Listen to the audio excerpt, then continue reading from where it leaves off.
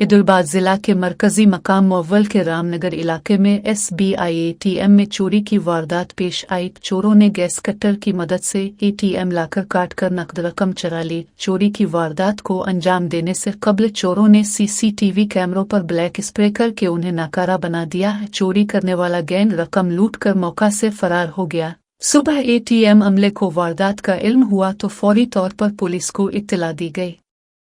Police ने जाए वक़ुआ का मुआयना करते हुए शवाहिद इकट्ठे किए। FSL टीम को भी तलब करके तकनीकी जांच की जा रही है। पुलिस ने करीबी इलाकों में नस्ब दीगर CCTV कैमरों की मदद से चोरों का पता लगाने की कोशिश शुरू कर दी है। मकामी अवाम में चोरी के इस दलेराना वाक़या से खौफ और बेचैनी फैल गई है। पुलिस ने यकीन दिलाया कि जल्द ही चोरों को गिरफ्तार करके उनके खिलाफ सख्त कार्रवाई की जाएगी।